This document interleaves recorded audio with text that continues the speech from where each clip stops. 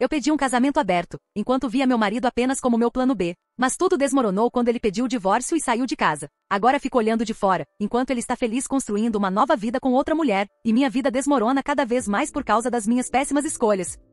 Ontem à noite liguei chorando para o meu marido, dizendo que ainda o amava, mas ele apenas respondeu: "Você fez a sua escolha", e desligou na minha cara. 6 meses atrás eu disse que queria um casamento aberto. Não porque não o amasse, mas porque sentia que estava perdendo alguma coisa. Nós começamos a namorar aos 19, e hoje tenho 28. Todas as minhas amigas tinham histórias malucas sobre sair com diferentes caras, e eu não tinha nada, só ele. Ele implorou para eu não fazer isso. Literalmente se ajoelhou na cozinha e disse: "Por favor, não jogue fora o que temos." Mas eu já estava trocando mensagens com um cara da minha aula de yoga. Falei para o meu marido que ele também podia sair se quisesse. Mas deixei claro que no fim das contas, ainda nos via juntos. Ele era a minha pessoa, a minha rede de segurança. As primeiras semanas foram incríveis. O cara do yoga me levava a restaurantes chiques que meu marido nunca poderia pagar. Teve outro que tinha uma moto. Tudo parecia novo e emocionante. Enquanto isso, meu marido apenas existia. Estava em casa quando eu voltava dos encontros, fazendo jantar ou assistindo TV. Nunca perguntava nada. Nunca brigava. Só parecia cansado. "Você está saindo com alguém?" Perguntei uma vez. "Não." "Que bom. Quer dizer, você pode se quiser, mas fico feliz que não esteja."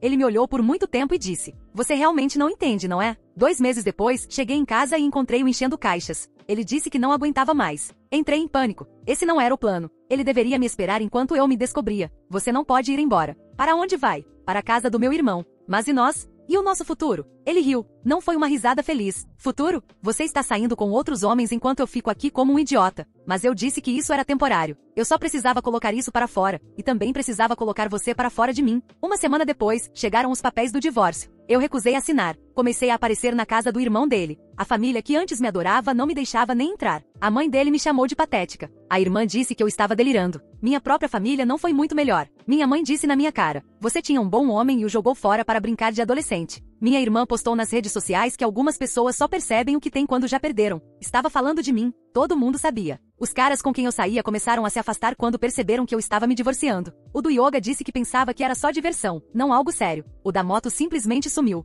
Descobri que ninguém quer se envolver com uma mulher que destruiu o próprio casamento por atenção. 3 meses depois que ele saiu, vi meu marido no supermercado. Ele estava com uma colega de trabalho, que eu já tinha conhecido em uma festa da empresa. Ela segurava a mão dele e ria de algo que ele disse. Ele parecia feliz, de verdade. O tipo de felicidade que antes tinha comigo, anos atrás. Tentei falar com ele. Ela se afastou para nos dar espaço, o que me fez odiar ainda mais o quão elegante ela era. "Por favor, podemos conversar?" "Não temos nada para conversar. Eu cometi um erro. Eu sei disso agora. Não dá para resolvermos?" "Você não cometeu um erro. Você fez escolhas. Repetidas vezes. Cada vez que saiu com outro homem foi uma escolha. Cada vez que voltou para casa e me contou sobre isso foi uma escolha. Mas eu escolho você agora. Isso não é o que importa? Eu estou com alguém agora. Alguém que realmente quer estar comigo. Mas ela não sou eu. Nós temos história. Tivemos. Passado. Na semana passada, descobri por amigos em comum que ele está planejando pedi-la em casamento. Eles estão juntos há 4 meses, e ele já está comprando um anel. Nós ficamos juntos 9 anos, e ele só falou em casamento depois de 7. Tentei aplicativos de namoro, mas agora sou apenas a divorciada que traiu o marido. Minhas amigas estão divididas. Metade acha que sou uma idiota, metade simplesmente parou de falar comigo. Durmo na cama que dividíamos, no apartamento cujo aluguel ele ainda paga metade até o contrato acabar. Cercada por fotos que não consigo tirar da parede. Minha terapeuta diz que preciso aceitar a responsabilidade e seguir em frente. Mas como seguir em frente quando destruí a melhor coisa da minha vida? Ele me bloqueou em tudo mês passado, depois que continuei ligando bêbada. Nem minha mãe me defende mais. Só suspira e muda de assunto quando alguém pergunta sobre mim. E aqui estou eu, a mulher que tinha tudo e jogou fora porque queria viver a vida. Observando meu ex-marido construir uma nova história com alguém que reconheceu o valor dele desde o primeiro dia. Enquanto eu atualizo perfis falsos nas redes sociais só para ver se ele é feliz sem mim.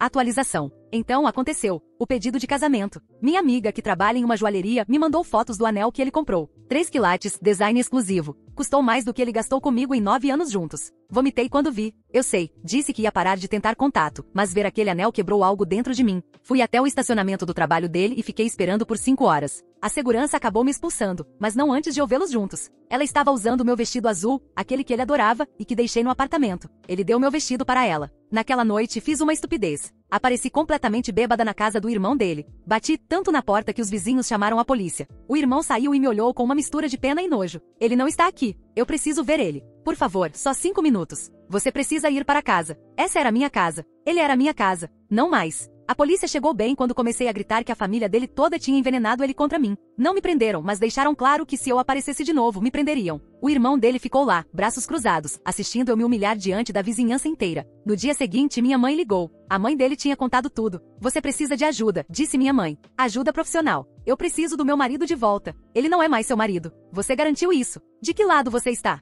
Do lado que não envolve minha filha sendo presa por perseguição. Desliguei na cara dela. Ela não entendia. Ninguém entendia. Agiam como se eu fosse um monstro, quando tudo o que fiz foi explorar minhas opções. Não é isso que todos dizem? Não se contente, tenha certeza de que não está perdendo nada. Comecei a seguir a namorada dele nas redes sociais com contas falsas. Ela posta trechos da vida deles juntos, fazendo jantar na cozinha que já foi minha. A mão dele nas costas dela em fotos. O jeito que ele olha para ela está me matando. Ele olhava assim para mim, antes de eu destruir tudo. 3 semanas atrás, ela postou sobre conhecer os pais dele. Uma foto dela com a mãe dele no jardim plantando flores juntas. A mãe dele nunca me convidou para isso. 9 anos, e nunca pediu para eu plantar flores. Mas essa mulher, em 4 meses, já faz parte do clube do jardim da família. Comentei de uma conta falsa, dizendo que ela era destruidora de lares e tinha roubado o marido de outra. Ela me bloqueou em menos de 1 hora. Fiz outra conta, depois outra. Cada vez sendo bloqueada mais rápido. Minha terapeuta me largou como paciente. Disse que eu não estava progredindo e precisava de um tratamento mais intensivo do que ela podia oferecer. Até minha terapeuta desistiu de mim. Você entende como isso dói? Quando até a pessoa que você paga para ouvir diz que você é demais.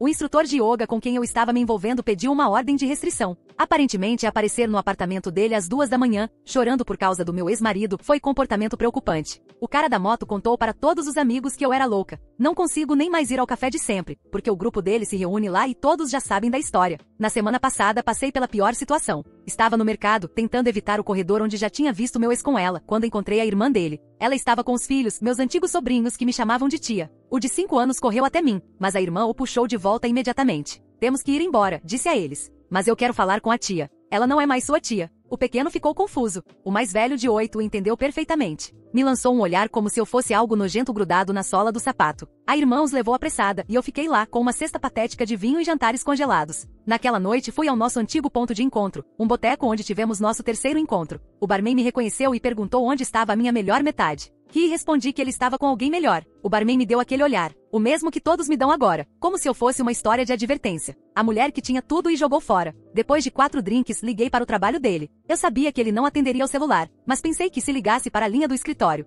Um colega atendeu, um que já tinha ido aos nossos churrascos. Ele não está disponível. Ele disse com voz fria. Pode avisar que eu liguei? Diga que é importante. Eu aviso. Ele nunca retornou. Mais tarde, descobri pelo LinkedIn que ele tinha sido promovido. Gerência sênior, o cargo pelo qual lutou durante anos. Aquele em que eu costumava incentivá-lo, quando ele chegava em casa derrotado após mais uma rejeição. Ele conseguiu sem mim. Meu contrato de aluguel acaba no mês que vem. O proprietário já avisou que eu preciso arrumar uma colega de quarto ou me mudar, porque sozinha não consigo pagar. O apartamento que escolhemos juntos, onde pintamos as paredes daquela cor verde horrível porque não conseguíamos concordar em nada melhor. Onde ele me pediu em casamento na cozinha, enquanto eu fazia panquecas. Onde eu disse que precisava ver outras pessoas, enquanto ele estava sentado no nosso sofá com a expressão de quem tinha levado um tiro. Tenho me candidatado a vagas em outras cidades. Talvez, se eu for embora e recomeçar em um lugar onde ninguém saiba o que fiz, consiga esquecer. Mas nem entrevistas eu consigo. Meu desempenho no trabalho despencou meses atrás, quando tudo começou. Na semana passada, minha chefe me chamou na sala dela para perguntar se estava tudo bem. Caí em prantos. Ela me mandou para casa mais cedo e sugeriu que eu tirasse um tempo de folga. Folga para quê? Para ficar sentada no meu apartamento vazio rolando fotos da nova vida do meu ex-marido? Para assistir aos stories dela no Instagram, mostrando eles em shows que eu queria ir, em restaurantes que ele dizia serem caros demais quando eu sugeria. Ontem a mãe dele postou sobre o noivado. Vi do celular da minha prima. Ela chamou aquilo de a bênção que a família precisava depois de um ano difícil. Os comentários estavam cheios de gente parabenizando, dizendo como eles eram perfeitos juntos, como ele parecia feliz. Minha ex-sogra, que antes me chamava de filha, anunciando para o mundo que o filho dela tinha encontrado a pessoa certa. Como se eu nunca tivesse existido. O pior foram os comentários de pessoas que eu conhecia. Amigos em comum escolhendo lados sem admitir que estavam escolhendo lados. Tão felizes por vocês. Já estava na hora de algo bom acontecer. Eles são perfeitos juntos. Cada comentário uma facada. Ontem à noite mandei mensagem para ele de um celular descartável. Só 2 palavras. Me desculpa. Desta vez, ele respondeu. Uma frase que me destruiu de novo. Eu não. Ele não está arrependido de eu ter destruído o que tínhamos. Não está arrependido de eu ter traído. Não está arrependido de eu ter ido embora, porque isso levou até ela. Até alguém que sabia o que tinha. Alguém que não precisou sair por aí para perceber o que estava bem na frente dela. Fico repetindo nossa última conversa na minha cabeça. Quando eu disse que o escolhi agora e ele respondeu que eu já tinha feito minha escolha. Ele tinha razão. Todos os dias eu escolhi a empolgação passageira em vez do amor duradouro. Escolhi a atenção de estranhos em vez da devoção do homem que me amava. Escolhi a fantasia do que talvez estivesse perdendo em vez da realidade do que eu já tinha. Uma amiga me perguntou semana passada se eu me arrependo. Arrependimento, uma palavra tão pequena para um sentimento tão devastador. Arrependimento é pedir o café errado. Isso aqui é outra coisa. É assistir outra pessoa viver a vida que você jogou fora. É saber que todas as manhãs ele acorda ao lado dela e se sente grato por eu ter sido burra o bastante para deixá-lo ir. O casamento é em 3 meses. Uma cerimônia pequena, só família e amigos próximos. O casamento com o qual eu sempre sonhei, e que ele está planejando com outra. O irmão dele deixou escapar isso quando o encontrei no posto de gasolina e implorei por informações. Ele me olhou com tanta pena quando disse: siga em frente. Siga em frente. Como se fosse tão simples. Como se eu pudesse apagar 9 anos. Como se eu pudesse fingir que não fui a arquiteta da minha própria ruína. Eu queria sair por aí para ver o que estava perdendo. Descobri que não estava perdendo nada. O que eu tinha era tudo. E agora é dela. Ontem descobri que ela está grávida. 3 meses. Eles vão ter o bebê que eu deveria ter tido com ele. Estão construindo a família sobre a qual conversávamos nas manhãs preguiçosas de domingo. Vivendo o futuro que eu troquei por alguns meses de encontros vazios com homens que nem lembravam meu sobrenome. E aqui estou eu, assistindo de fora enquanto meu ex-marido constrói uma vida melhor sem mim. Uma vida em que ele é valorizado. Uma vida em que ele sorri em todas as fotos. Uma vida em que ele é a primeira escolha de alguém, e não o plano reserva. Uma vida em que ele é amado do jeito que costumava me amar, antes de eu ensinar que o meu amor vinha cheio de condições. Todos estavam certos. Minha mãe, a família dele, nossos amigos. Eu tinha um bom homem que me amava incondicionalmente, e eu o joguei fora porque achava que merecia mais. No fim, descobri que merecia exatamente o que dei a ele. Nada. Ainda posso esperar simpatia, sendo eu mesma quem queimou tudo até o chão.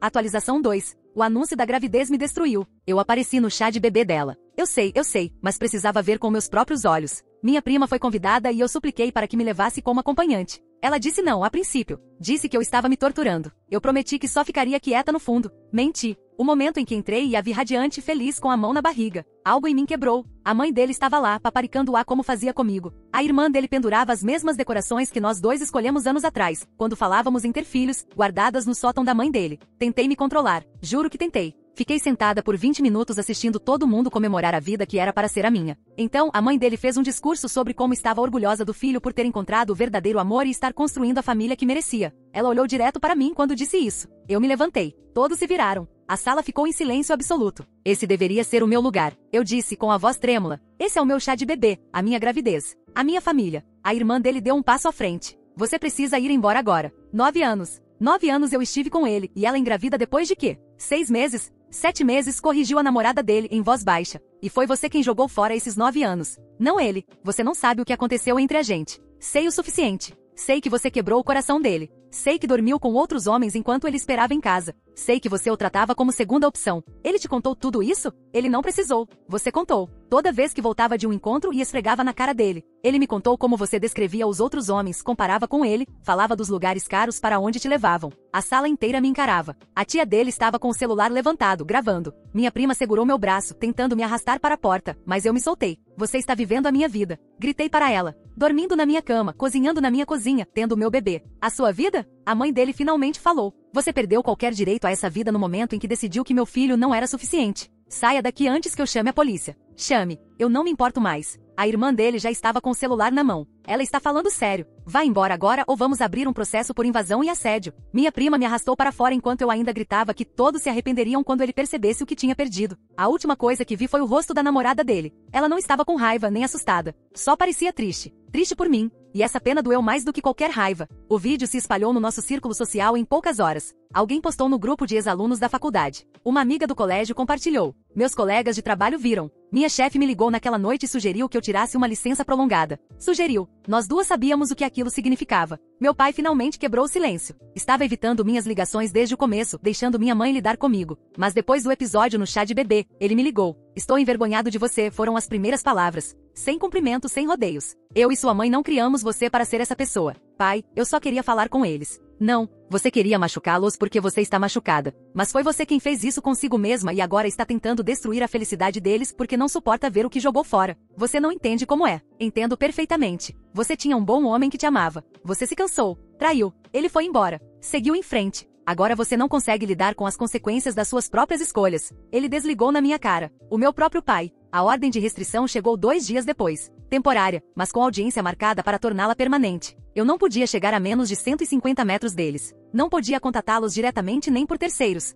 Não podia ir ao trabalho dele, à casa deles, nem a nenhum lugar onde fosse razoável esperar que eles estivessem. Meu advogado, que mal consigo pagar, disse que lutar era inútil. Havia provas em vídeo do meu assédio. Várias testemunhas. Um padrão de comportamento, incluindo o episódio na casa do irmão dele. Aceite o acordo, ele disse. Respeite a ordem de restrição. Pare de tentar contato. Siga com sua vida. Isso não é vida. É exílio. É melhor que cadeia, que é para onde você vai se continuar assim. Eu não aceitei. Compareci ao tribunal pronta para lutar, para contar meu lado. Mas quando vi sentado ao lado dela, a mão dele protetora sobre a barriga dela, eu não consegui falar. Ele nem me olhou. Ficou encarando em frente enquanto o advogado dele listava cada incidente. As ligações bêbada, as contas falsas nas redes sociais, a perseguição no estacionamento, o chá de bebê. O juiz mal me deixou falar antes de conceder a ordem permanente. 2 anos. 2 anos em que não posso me aproximar deles. Não posso entrar em contato. Não posso nem perguntar por eles a outras pessoas. Depois da audiência, fiquei no carro e os vi saírem juntos. Ele abriu a porta para ela, ajudou-a a entrar com cuidado por causa da barriga. A barriga que carrega o bebê sobre o qual falamos em conversas bobas 5 anos atrás, quando até escolhemos nomes. Será que ele se lembra? Será que vai usar algum? Meu apartamento está quase vazio agora. Tenho vendido minhas coisas para pagar o advogado e a terapia que não está funcionando. O sofá onde contei a ele sobre o meu primeiro encontro com outro homem. A mesa onde ele cozinhava para mim todas as noites, mesmo depois que eu já tinha estado com alguém. A cama onde voltei cheirando ao perfume de outro homem. Guardei uma única coisa. Aquela caneca boba de café que ele me deu no nosso segundo aniversário. Está lascada agora da vez em que a joguei contra a parede ao descobrir o noivado. Eu a colei de volta, mas as rachaduras ainda estão lá. Está perfeita. Realmente quebrada e mal consertada. Exatamente como eu. Minha mãe veio ontem me ajudar a empacotar. Ela encontrou a caixa de fotos que eu tinha escondido no armário. Nossas fotos de férias, cartões de fim de ano, registros aleatórios de nós dois simplesmente sendo felizes. Ela se sentou no chão e chorou. Ele realmente te amava. Ela disse, enquanto segurava uma foto do meu aniversário do ano passado. Ele tinha me surpreendido com uma viagem de fim de semana que eu vinha insinuando há meses. Eu sei. Não, acho que você não sabe. Esse tipo de amor, o tipo em que alguém presta atenção em cada pequeno detalhe do que você quer, planeja surpresa só para ver você sorrir. Isso é raro. E você trocou isso por quê? Alguns meses se sentindo desejada por estranhos? Eu só estava tentando ter certeza. Ter certeza do quê? De que a grama era mais verde. Ela nunca é. É só uma grama diferente. E agora você está em um deserto. Ela deixou as fotos espalhadas pelo chão. Eu não toquei nelas. O melhor amigo dele me procurou semana passada. Achei que talvez ele fosse me dizer algo útil, que meu ex sentia minha falta ou estava com dúvidas. Em vez disso, ele queria devolver algumas coisas que eu tinha deixado no depósito que eles dividiam. Disse que meu ex não queria mais aquelas coisas por perto. Ele está realmente feliz, disse ele enquanto colocávamos as caixas no meu carro. Nunca vi ele assim.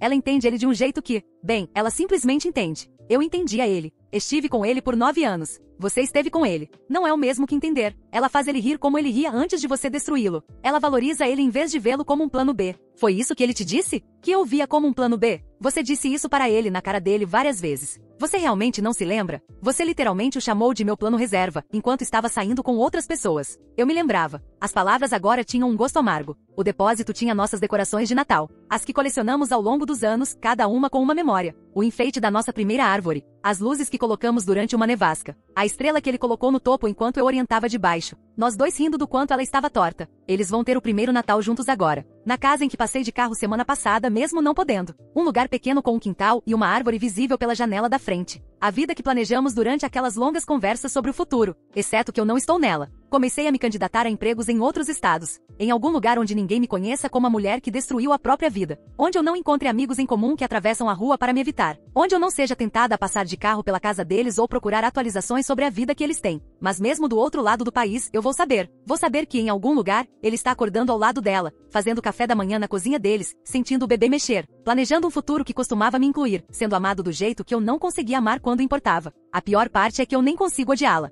Eu tentei, mas ela não roubou de mim. Ela só juntou os pedaços que eu joguei fora. Ela viu o valor dele quando eu estava ocupada demais procurando algo melhor. Ela deu a ele o que eu não consegui, a certeza de que ele era suficiente. Mais do que suficiente. Era tudo. Minha terapeuta me perguntou o que eu aprendi com tudo isso. Eu ri. O que eu aprendi? Que alguns erros não têm conserto. Que algumas escolhas não podem ser desfeitas. Que você pode saber exatamente o que perdeu e ainda assim estar completamente impotente para recuperar. Que me desculpe, não significa nada quando o dano já está feito. Que amor não é uma rede de segurança na qual você pode cair depois de brincar o quanto quiser. Que quando alguém te mostra o coração inteiro e você o joga de volta na cara, essa pessoa aprende a dá-lo para outra pessoa. Mas acima de tudo, aprendi que quando todo mundo na sua vida diz que você está cometendo um erro, talvez seja melhor ouvir. Porque agora eu estou sozinha, com nada além de arrependimento e uma ordem de restrição. Enquanto o homem que eu descartei está construindo tudo que sonhamos com alguém que soube que ele valia a pena manter. Me diga que eu mereço isso. Me diga que estou recebendo o que eu plantei. Porque pelo menos assim eu posso fingir que existe alguma justiça em ver outra pessoa viver o meu felizes para sempre.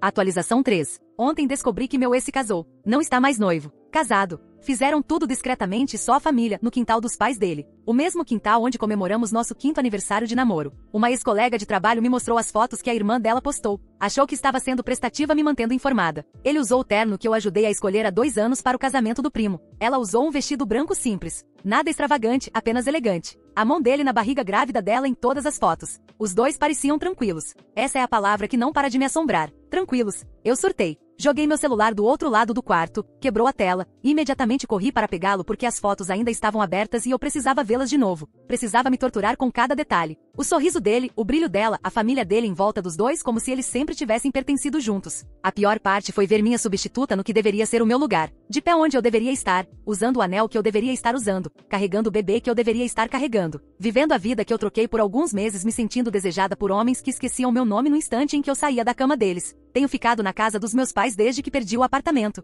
dormindo no meu quarto de infância, cercada pelos restos de quem eu costumava ser antes de destruir tudo. Minha mãe ouviu o barulho e correu para o quarto. Me encontrou no chão, tentando ver as fotos pela tela trincada do celular. Para com isso, ela disse, tentando tirar o telefone da minha mão. Você não entende. Eles se casaram. Agora é permanente. Foi permanente no momento em que você traiu. Certidão de casamento não muda isso. Mas nós íamos nos casar. Nós falamos sobre isso. Fizemos planos. Você fez planos enquanto dormia com outros homens. O que você esperava que acontecesse? Ela me deixou lá no chão. Até minha própria mãe está cansada dos meus colapsos. Não posso culpá-la. Já se passaram 8 meses desde que ele me deixou, e eu ainda ajo como se tivesse acontecido ontem. Fiz outra estupidez. Dirigi 3 horas até a cidade onde os pais dela moram. Descobri, stalkeando nas redes sociais, que eles fariam uma segunda recepção para a família dela. Disse a mim mesma que só queria ver, só queria entender o que ela tinha que eu não tinha. Estacionei do outro lado da rua do local. Fiquei assistindo as pessoas chegarem arrumadas e felizes. A família dela, amigos que eu não reconhecia. Então eu os vi chegando. Ele ajudou ela a sair do carro, tão cuidadoso com a barriga dela. Ela está maior agora, deve estar com 7 meses. Ele beijou sua testa antes de entrarem, e eu consegui ver ele sussurrar algo que a fez rir. Eu costumava fazê-lo rir assim, antes de começar a chegar em casa falando de outros homens. Antes de fazê-lo sentir que não era suficiente. Antes de pegar o amor dele e jogá-lo de volta na cara dele repetidamente, até que ele aprendeu a parar de oferecer. A segurança me encontrou no estacionamento 2 horas depois. Alguém tinha reconhecido meu carro. Chamaram a polícia. A ordem de restrição significava que eu estava infringindo a lei só de estar ali. O policial era jovem, parecia constrangido por ter que prender alguém chorando no carro. Senhora, a senhora precisa vir comigo. Eu não ia entrar. Eu só queria ver. Não é assim que ordens de restrição funcionam. Passei a noite na cadeia. Meu pai teve que dirigir 3 horas para me tirar de lá. A viagem inteira ele não disse uma palavra. Só mantinha os olhos na estrada enquanto eu estava sentada lá, com as roupas do dia anterior, cheirando a cela e arrependimento. Quando chegamos em casa, ele finalmente falou. Sua mãe e eu conversamos. Você precisa de ajuda. Ajuda de verdade. Não só terapia 2 vezes por semana. Que tipo de ajuda? Impaciente. Algum lugar onde você possa focar em melhorar sem distrações. Vocês querem me trancar? Nós queremos nossa filha de volta. Essa pessoa, essa estranha obcecada que é presa por perseguir o ex, não é você. Talvez seja eu. Talvez eu sempre tenha sido assim. Então eu preciso virar outra pessoa, porque essa versão vai acabar na prisão ou pior. A audiência é na semana que vem. Meu advogado diz que posso pegar pena de prisão se o juiz não aceitar um acordo com tratamento psiquiátrico obrigatório. Mínimo de 30 dias em uma clínica. 30 dias de desconexão forçada do mundo onde ele está construindo uma família sem mim. Minha ex-melhor amiga ligou ontem. Não falávamos desde que ela ficou do lado dele no término. Achei que talvez ela estivesse ligando para ajudar, para oferecer apoio. Estou ligando para te avisar, ela disse. Se você chegar perto deles de novo, se violar essa ordem de restrição mais uma vez, eu vou testemunhar contra você. Tenho prints de tudo. As contas falsas, as mensagens, as ameaças. Eu nunca ameacei ninguém. Você disse que ia fazer ela se arrepender de roubar sua vida. Você disse que ia dar um jeito de fazer ele ver a verdade. Isso soa como ameaças pra mim. Eu só estava desabafando. Você sabe que eu nunca faria nada de verdade. Eu não sei disso. Ninguém sabe mais. Você está assustando as pessoas. A esposa grávida dele tem medo de sair de casa sozinha por sua causa. Esposa grávida. Não namorada. Esposa. As palavras queimavam como ácido. Ela devia ter medo. Ela destruiu minha vida. Não. Você destruiu sua vida. Ela só viveu a dela. E se você não buscar ajuda, se não parar com isso, vai destruir o que restou da sua. Ela desligou antes que eu pudesse responder. Mais uma ponte queimada. Mais uma pessoa que escolheu eles em vez de mim. Tenho revisitado nossas mensagens antigas tarde da noite. As de antes de tudo desmoronar. Ele me mandava bom dia todo dia. Pequenas mensagens sobre o dia dele. Piadas internas que não faziam sentido para ninguém mais. A última mensagem que ele me mandou antes de eu dizer que queria ver outras pessoas foi: mal posso esperar para voltar para casa com você. Eu respondi com: precisamos conversar. 4 palavras que começaram a avalanche. 4 palavras que me levaram a estar sentada no meu quarto de infância com uma audiência marcada por perseguição.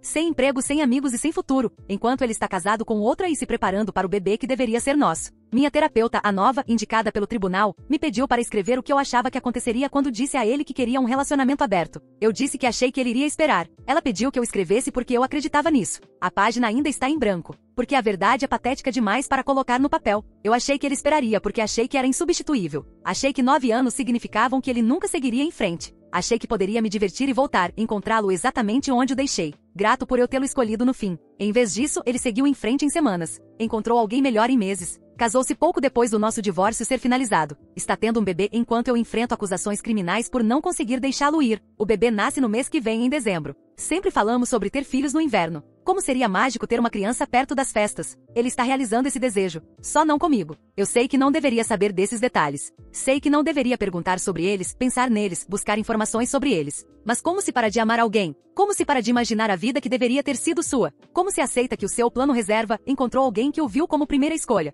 Minha mãe me pegou ontem à noite olhando locais de casamento na internet. Os mesmos que ele e eu havíamos salvo anos atrás. Ela fechou o laptop sem dizer nada. A pena nos olhos dela doeu mais do que qualquer bronca. Ele não vai voltar, disse baixinho. Eu sei. Sabe mesmo? Porque as suas ações dizem outra coisa. Eu só não entendo como ele seguiu em frente tão rápido. 9 anos e ele me substituiu em meses. Ele não te substituiu, minha mãe disse. Ele encontrou alguém que o valoriza. É diferente. Então eu nunca o valorizei. Valorizava? Quando você contava para ele sobre outros homens, quando o tratava como um porto seguro, quando fazia sentir que não era suficiente, você o valorizava. Eu não respondi. Não podia responder porque nós duas sabíamos a verdade. Amanhã me encontro com o promotor sobre um acordo judicial. Tratamento obrigatório em troca de não pegar prisão. 30 dias sem celular, sem internet, sem jeito de rastrear a vida dele, ver as postagens dela ou me torturar com a felicidade deles. 30 dias para talvez começar a aceitar que está é a minha realidade agora. Mas o que acontece depois desses 30 dias? Quando eu sair e ele estiver segurando um recém-nascido? Quando a vida dele estiver avançado ainda mais além da minha? Quando a distância entre o que eu tive e o que eu perdi for ainda maior? Meu pai diz que preciso focar em reconstruir minha vida. Minha mãe diz que preciso aceitar as consequências das minhas escolhas. Meu advogado diz que preciso aceitar o acordo antes que eu fique com um registro criminal que me seguirá para sempre. Todos estão certos. Eu sei que estão certos. Mas saber e aceitar são coisas diferentes. E eu não estou pronta para aceitar que minha história com ele acabou. Que ela terminou no dia em que eu decidi que ele não era suficiente. Que tudo desde então tem sido apenas eu me recusando a ler a última página. A audiência é às 9 horas. Em 12 horas eu vou começar a receber ajuda ou começar a cumprir pena. De qualquer forma, serei forçada a parar de assistir a vida dele de fora. Talvez seja isso que todos querem dizer com chegar ao fundo do poço, quando o tribunal precisa fisicamente impedir você de se destruir ainda mais. Fico pensando no que minha amiga disse, que a esposa dele tem medo de mim. Eu fiz uma mulher grávida ter medo de sair de casa. Eu me tornei um monstro na história de amor de outra pessoa. Como eu cheguei aqui? Como passei de ser amada para ser alguém de quem o amor precisa se proteger? Mas eu sei como. Cada escolha, cada decisão egoísta, cada vez que voltei de outra cama para encontrá-lo esperando, eu escolhi esse caminho. E agora estou no fim dele, sem ter para onde ir, a não ser seguir em frente para um futuro onde ele não existe. A única pergunta que resta é se eu vou aceitar esse futuro ou continuar lutando por um passado que já acabou. Pergunte-me amanhã às 9 horas e qual eu escolhi.